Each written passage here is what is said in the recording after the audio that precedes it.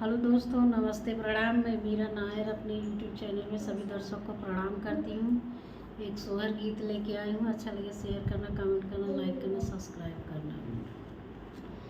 धन धन भाग ललनवा तुलिहल जनमवा हो, ललना उतरल हमरे अंगनवा गगनवा के चदवा हो, ललना उतरल हमरे अंगनवा गगनवा के चदवा हो।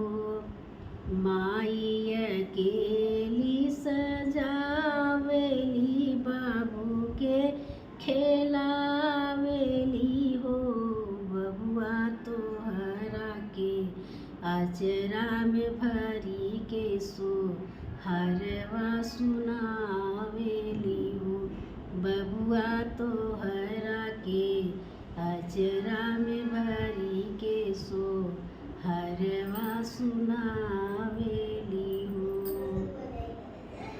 आज के दिन तोहरे बाबूजी रहते घरवा हो, ललना बनी जइयै स्वर्ग के जइसन घर संसरवा हो, ललना बनी जइयै स्वर्ग के जइसन घर संसरवा हो।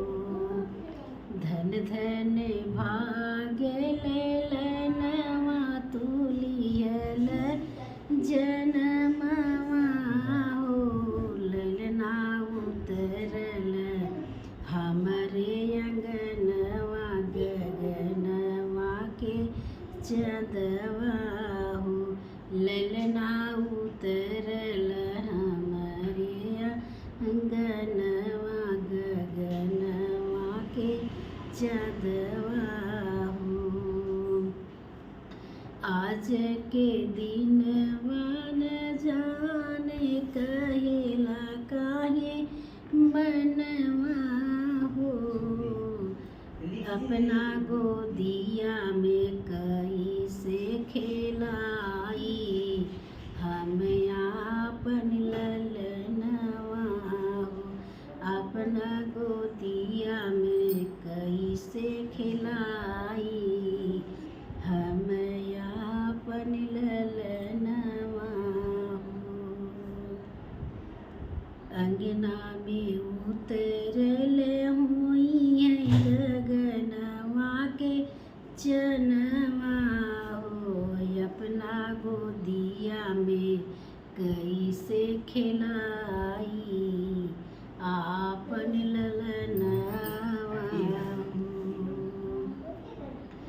माई आशीष देली तोहरा के आज के दिनवा हो, ललना बड़ा हो के करी है उजागर कुल के तू नमवा हो, ललना बड़ा हो के करी है उजागर कुल के तू नमवा हो।